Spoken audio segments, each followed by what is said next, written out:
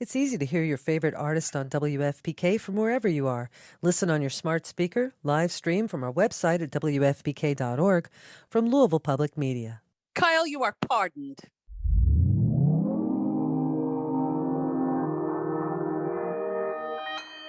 Consequence Podcast Network.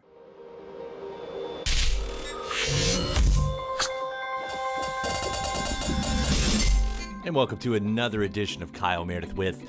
It's the interview series presented by WFPK at WFPK.org, Consequence, and the Consequence Podcast Network. Thank you so much, as always, for making your way here, checking out the series.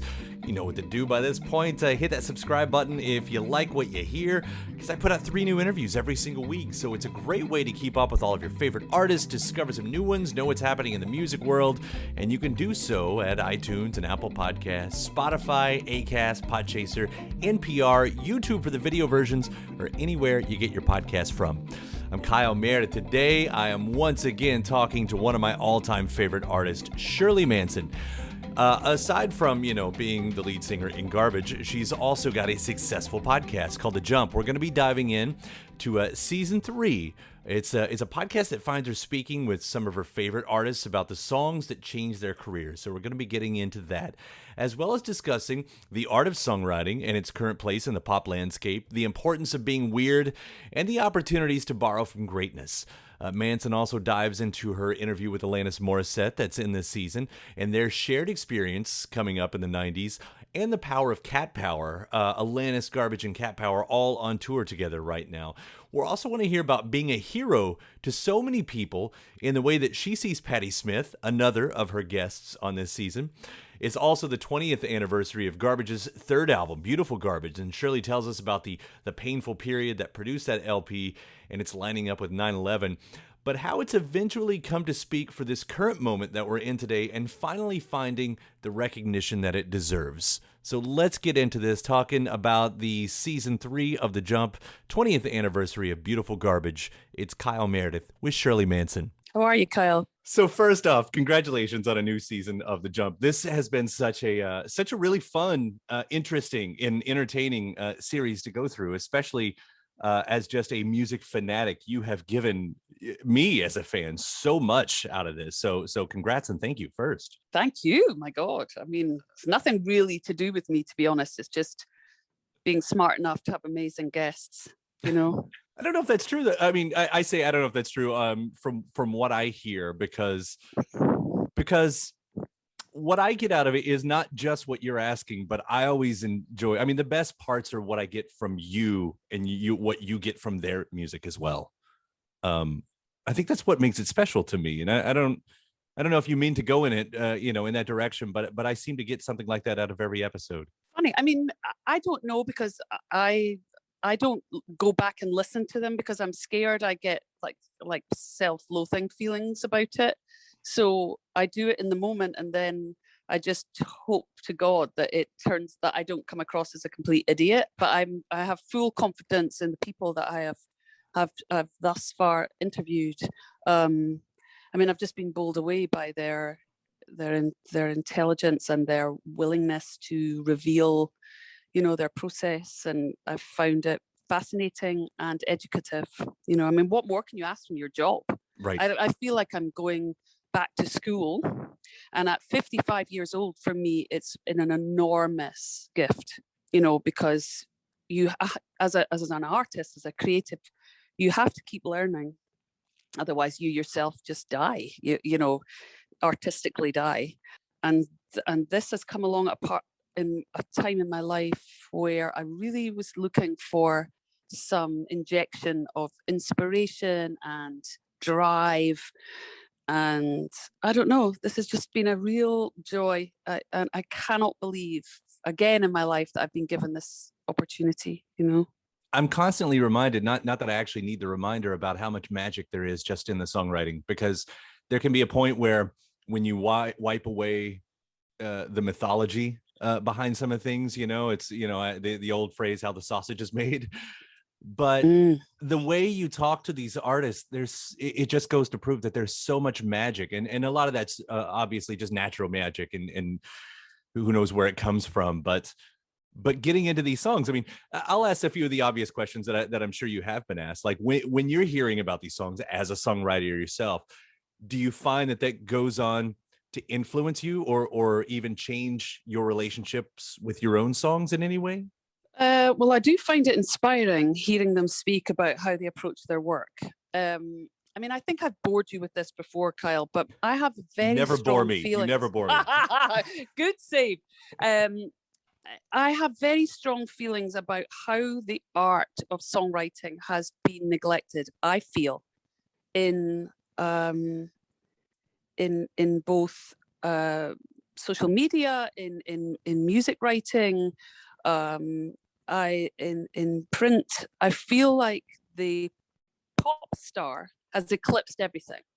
The theatrics and the costumes and the glitz and the glamour has become all consuming, and really, for me as an artist, always since when I was young, I was interested in what people had to say and how they said it and what drove the engine. That is what excites me. It's not about the picture, it's about the mechanics.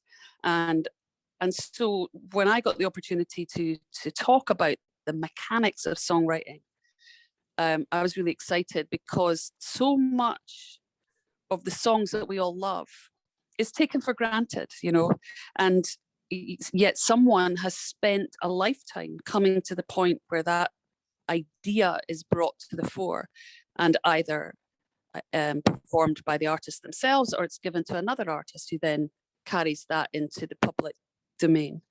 And so to sit with artists, somebody like Patti Smith, for a random example, who I've loved since I was a kid, and ask her about the creative process was just, it was mind-blowing. I mean, I was close to tears.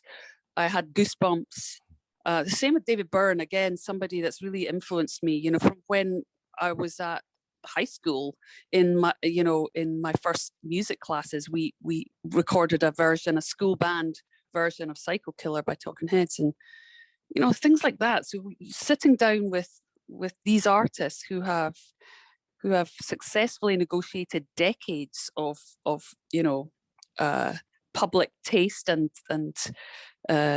public interest is truly remarkable. And artists like that are currently really taken for granted. I mean, sure, they get some love, but they're not lauded the way the sexy young ingenue who's straight out of stage school is. It is interesting, because when I think back to a lot of my favorite albums, a lot of my favorite songs, I was saying this about the Pixies not long ago, like Monkey Gone to Heaven, just again, random example right there. Mm-hmm. That's not a song, when I hear it, and again, I say this just as a random fan, that was written, that's like a song that just existed suddenly. Yeah, it just becomes. Right. Yeah. And I think that, that's a little bit of what I was getting at too, earlier, about when I talk about the magic of songwriting, because I guess for me, sometimes there is that fear that, I'll suddenly realize just how human that song is, in a way. I don't know why I'm afraid of that, but when you talk to these, and maybe it's because you're an artist who I feel has has given some of those songs that's just poofed into existence,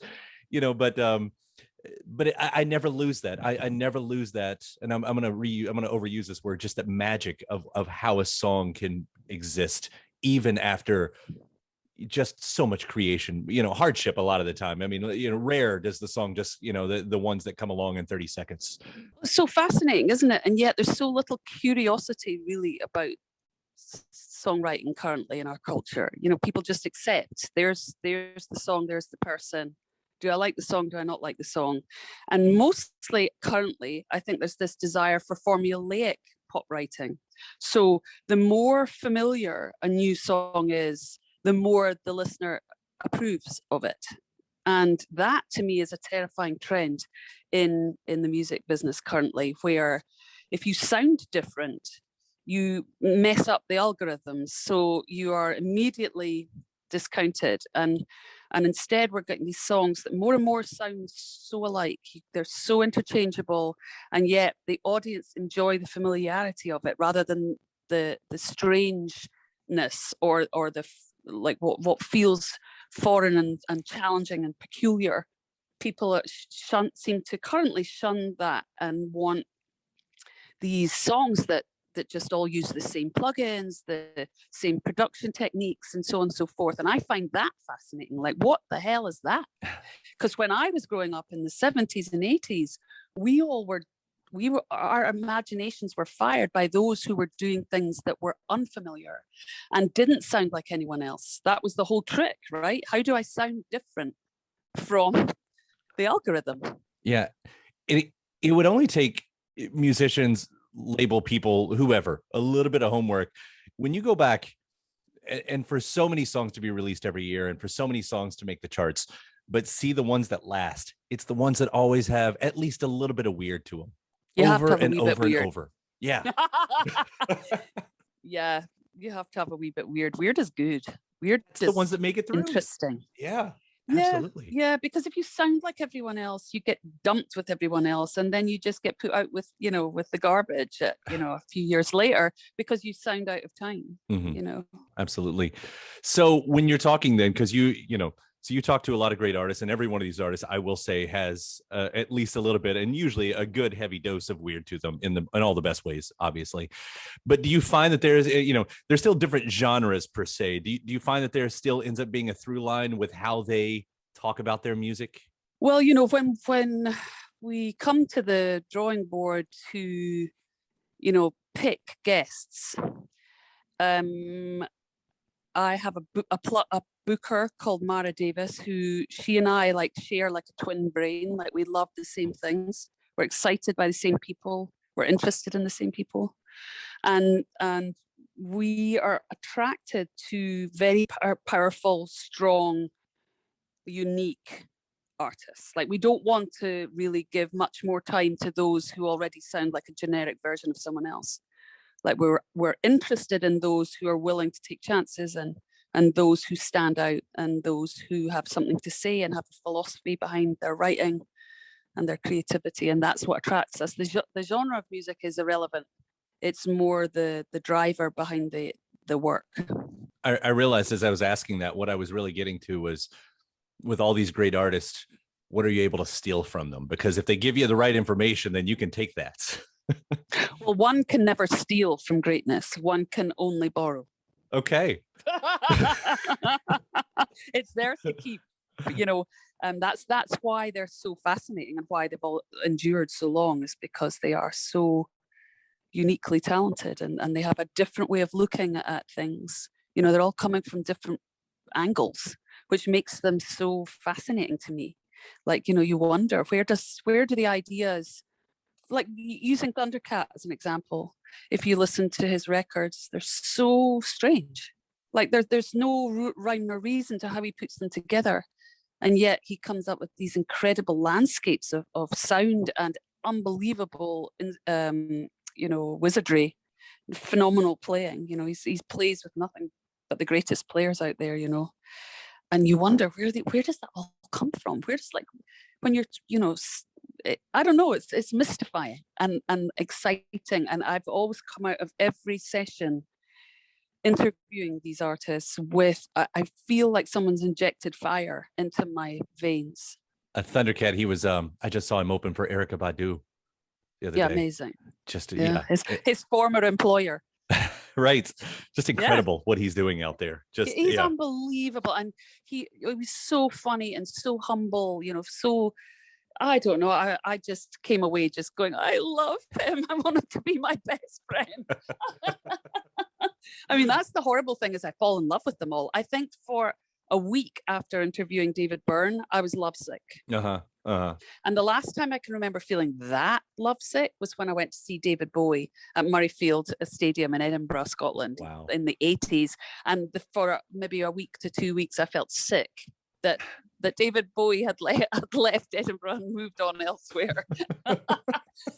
And I felt the same with David Byrne, just complete admiration and love struckness. I like how you said, talk about that, you just being fired up and everything, because I know exactly what you mean as someone who also does this. I mean, I produce 3 a week, but sometimes I'm doing more of that in the week. And it doesn't matter how many, when the good interviews happen, when the great interviews happen, I'm sure my wife is just, I run up and I've got to talk about it. It's like, yeah. I know that high that you get.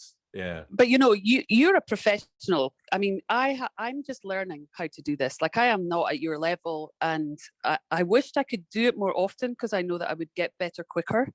But each season, there's so much time between each season that every time I come back to it, I feel like I can't do it, and I get very panicked. And I'm very my perspective regarding interviews has shifted entirely. And when I speak to somebody like you, I'm fully aware of the skill involved and the preparation. It never ever occurred to me. I know that just shows you what a narcissist I am. But it had never occurred to me when I enjoyed talking to someone who's great at what they do. It never occurred to me that they'd done all that work ever. I mean, how sad is that? The prep takes hours. I want to tell you something, and I'm not blowing smoke up your ass here. I think you're a better interviewer than me, though. You're just so natural at it, and I know that doesn't come natural, but it comes across. For compliments, Kyle. It's true. You are okay. The compliment is there. You're really good at this. Thank you. That means a lot to me coming from you. And again, I'll get back to the things I take away from it, because I'm going to name drop once.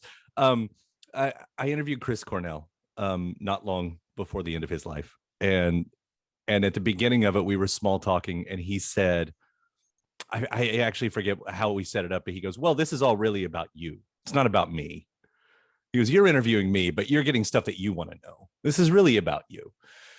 And it sort of blew my mind as something like, I don't think my interviews are about me to most of the degree, but I get what he was saying. And I'll bring that back around to The Jump and your series here, because it's, of course, when I listen to it, it is what I get from it. You want, like, for instance, talking to Alanis, you ask her about the lyrics, and you ought to know if that was her then or as a future projection of her.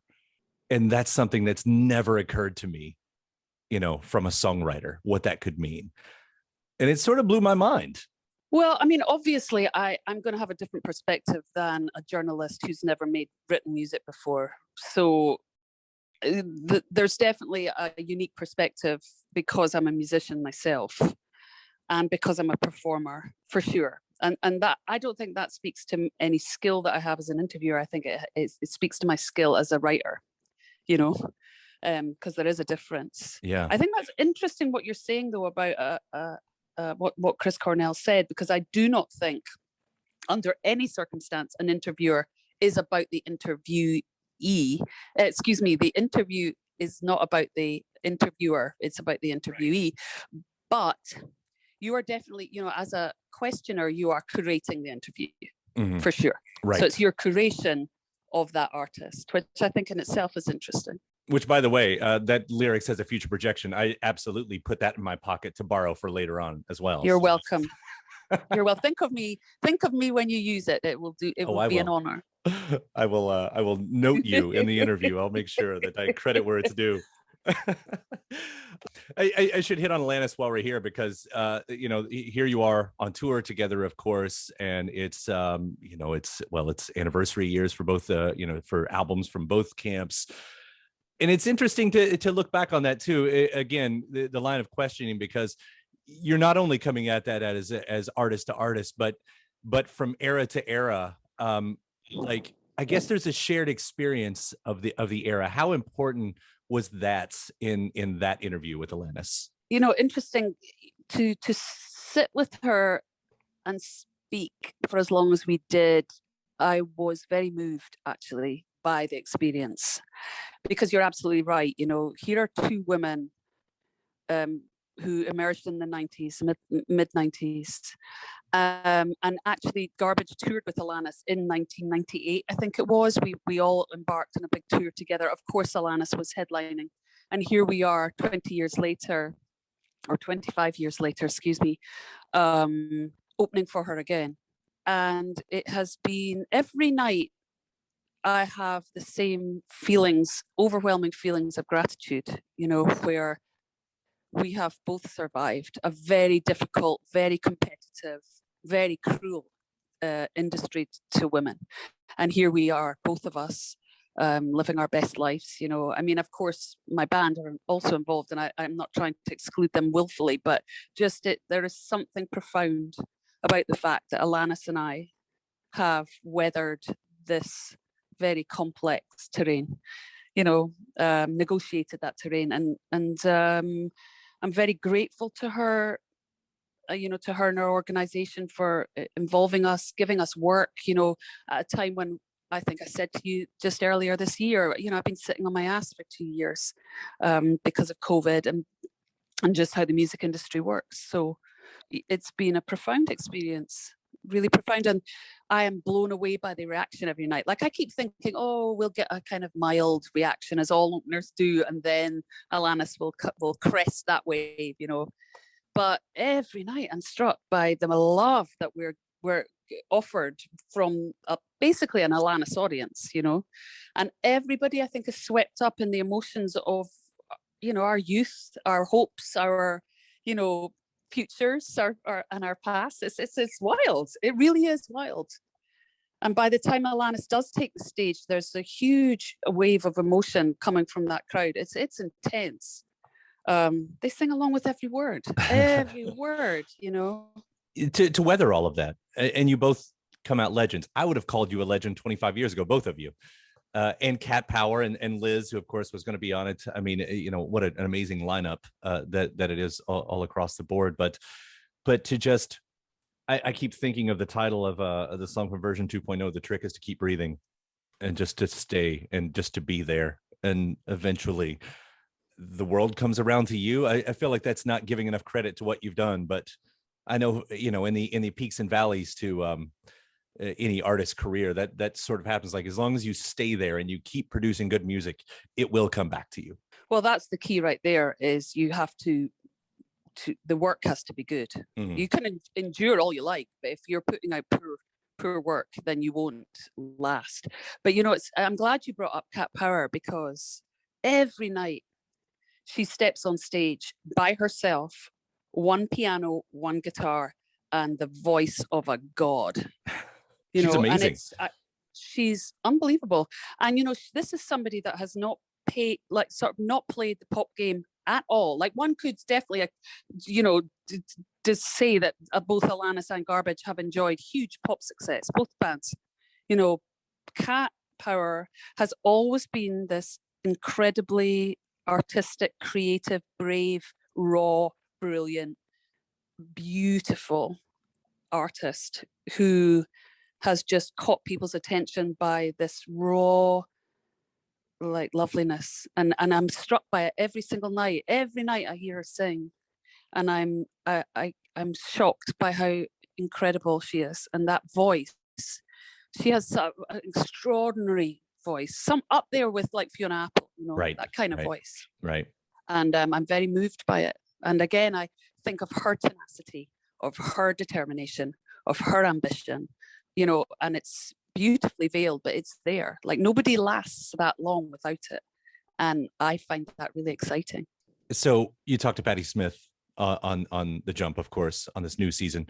And, being a hero, I mean, to be such a big hero, that comes back around, because, I don't mind throwing around the word legend when it's warranted. And all of you all, when you're talking to Patti Smith, and I guess I'm asking this in the same way I was asking about you and Alanis coming from the same era and how important that was to the conversation. But for Patti Smith, like, you're looked at as a hero to so many people.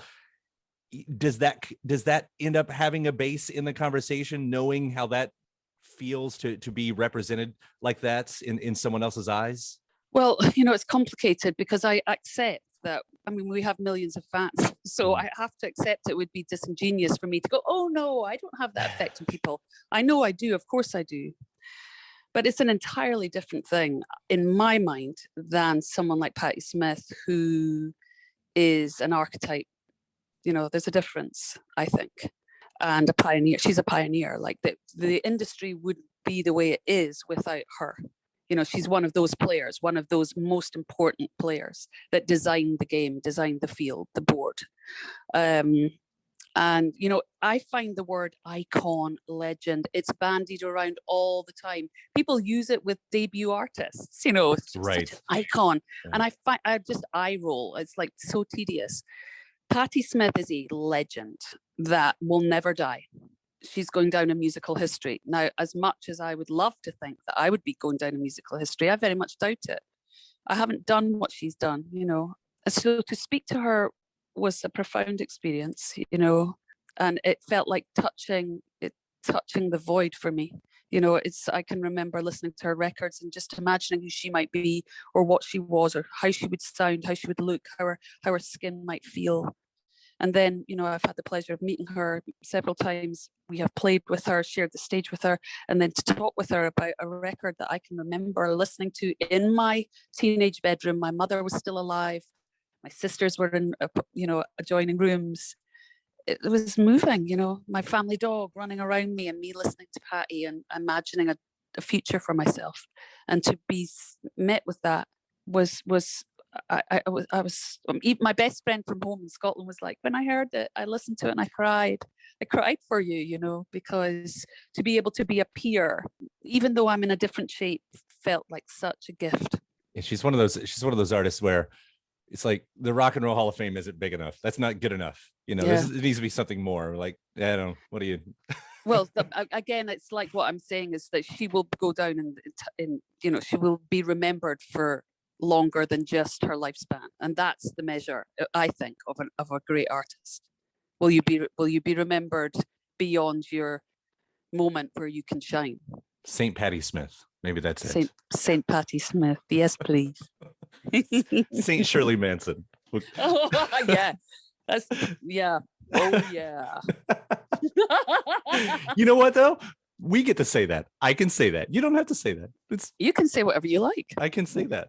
I am such a huge fan of Garbage. Like I know you're a fan. That's so sweet. It's right. I've been so lucky to have so many moments, so many opportunities to be able to talk to you, because it is. I'm a fan of Patti Smith, but I also am, I guess, my age to you what you were to Patti Smith. So I listened to Garbage in that exact same way. As I was coming of age. The connections are strange, right? So the connections that you have, we all have them. They're all individual. They're all, you forge these connections with artists for different reasons, right? All of us.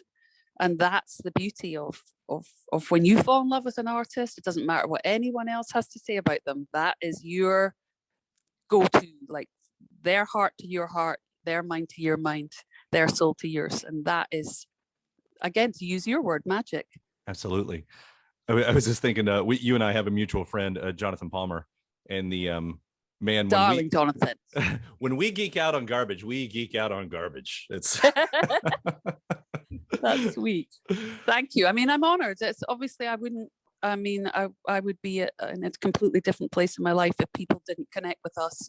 I would, this being in music has been this most spectacular gift. I love my life. I've loved my career. I love what I do. I go out on stage every night full of joy, and fire. And I'm just, I will do it for as long as I can. And I've enjoyed every minute of it. Even the dark stuff, which obviously comes with every career, I'm grateful for, because it's such a profound learning tool. I've been looking for the seg, and I think I just found it there, the dark stuff. And this isn't totally dark, but your third album, Beautiful Garbage, is having its anniversary. And I know that wasn't, as I say, I know I wasn't there, but as I read, especially from my Bible of This Is the Noise That Keeps Me Awake, the Garbage biography that I have behind me here. Good plug. Yeah, I know that that wasn't the easiest time, and I really do want to quickly hit on that.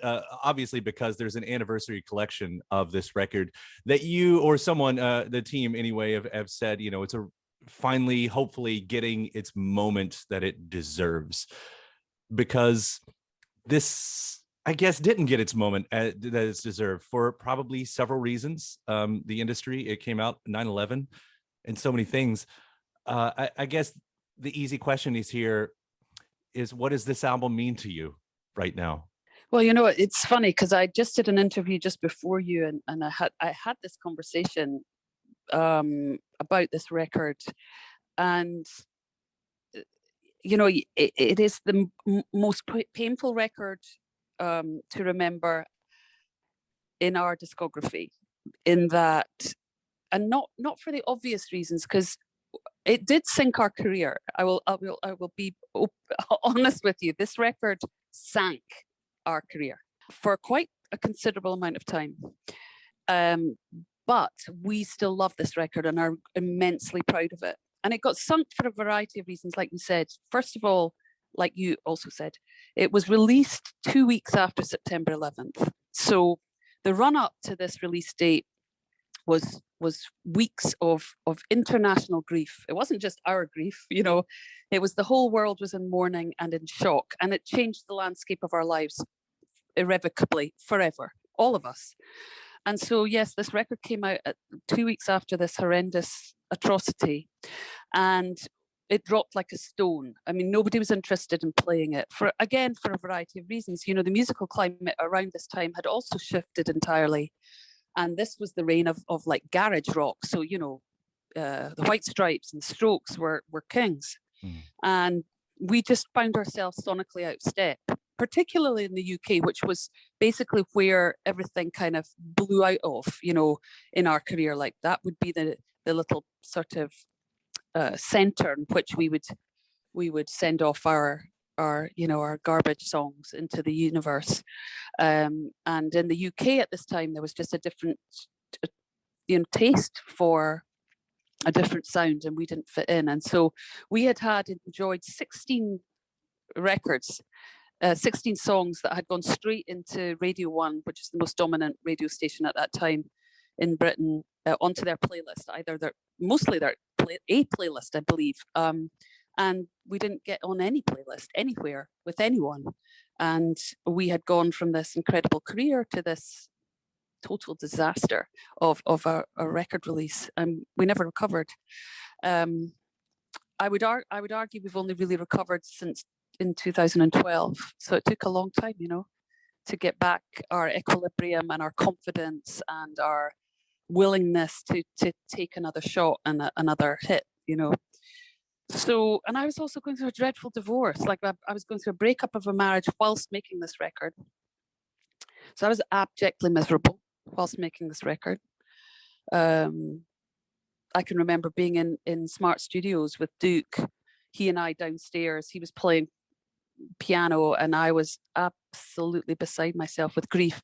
And I was seated on a little chair, and he and I wrote basically the main sort of thrust of Cup of Coffee right there.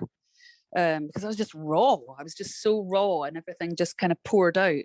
So yeah, I have painful memories, but I'm very proud of this record because I'm thinking to myself, how do we have these amazing songs in our discography at this point that we can pull out on any day and then be like bolts out the blue, like, Can't Cry These Tears Anymore is like a 1960s Phil Spector song. That's exactly what I have written down. Yeah, for any rock band to have that, to be able to pull that out, and play it, it's like extraordinary. We took a lot of risks on this record. We were very brave, I think. We didn't try and emulate our previous sound. We were doing the opposite. We were like, how can we sound different? How can we surprise everyone? How can we investigate the kind of production that's really popular right now in America? Like, how can we examine Timbaland, for an example, who we were all in awe of, and remain so, by the way? How do these records get made? Let's have a look and examine that and dismantle that and apply that to who we are as a rock band. Like, how fresh would that be? And we got royally punished for it, but now we're like, yes, this is a really unique, esoteric sounding record that we're really proud of, and the songwriting's pretty strong. Like, you could take these songs and play them on an acoustic guitar and they'd still be melodically and lyrically strong. And it's, I'll use that phrase again. The trick is to keep breathing. This album has kept breathing. It has just stuck around. And because it's great, like, this is the album that speaks to me now, right now, as much as the new record, No Gods, No Masters, because of the stuff that you're singing about, because of the style of songs that's happening in here. Like as again, I say this as myself as a fan, like I heard it then, I bought it then, I've had it then, and and I have my own relationship, but there's something about it now that makes way more sense, I guess, to my ears. Yeah, I mean, maybe we were just ahead of ourselves, and if that's such a great expression, or you're ahead of yourself, where you're just a step beyond where maybe you should be in the trajectory of your career, and maybe we just jumped a little too far forward, but now, like you say, it fits right in and it makes sense to everybody, and it really feels authentic to who we are, who we proved ourselves to be, because people have a different idea of you when you're young and you start out to who you are when 30 years later. It's interesting, those parallels too. I mean, Beautiful Garbage was, because of the nature of the world, was a 9/11 record, and No Gods, No Masters becomes a pandemic album. It's like in here 20 years later. Yeah, I guess so. Yeah. We're at it again, Kyle. We're at it again. And please stay at it, Shirley, because we need it. I need it, at least, if this is about me. And it's not. But I certainly appreciate what you all do, the risks you take, that you're staying weird. We talked about that. You talked about that with Robin too. Just the importance of staying weird. Thank you so much for staying weird and writing amazing art. You're very welcome, Kyle. The new season of The Jump is so much fun. Everybody has to go listen to it. Binge the crap out of that thing, because it's absolutely worth it. So, Shirley, thank you so much for the time once again. Thank you so much, Kyle, for your support. It really is. It's really appreciated by everyone in the band. Anytime, every time. All right, kiddo. Take care. Yeah, see you out there. My thanks as always to Shirley Manson. Again, season 3 of The Jump is already out, and it's the 20th anniversary. There is a deluxe edition of Beautiful Garbage that you should seek out as well. Also encourage you, as while you're seeking out, to go further down into this series, the Kyle Meredith With podcast series. It was in June, the last time I spoke with Shirley, and in fact, in that episode, I included, I think, all of our past episodes. So there's an hour, almost an hour and a half worth of garbage talk further on down in the series. Do check that out if you haven't already. And as always, don't forget to subscribe to this series, iTunes and Apple Podcasts, Spotify, Acast, Podchaser, NPR, YouTube for the video versions, or anywhere you get your podcasts from. Subscribe to Kyle Meredith With for 3 new interviews every single week. That's a new one every Monday, Wednesday, and Friday. Afterward, head over to WFPK.org. That's where I do a show Monday through Friday at 6 p.m. Eastern. It's an hour full of song premieres, music news, anniversary spins, bonus interviews, Monday through Friday, 6 p.m. Eastern at WFPK.org.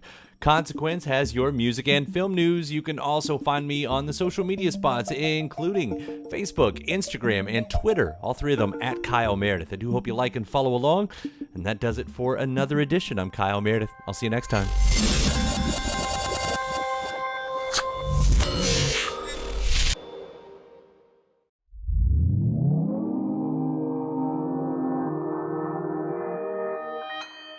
Consequence Podcast Network. As they say, as you say, as I've even said.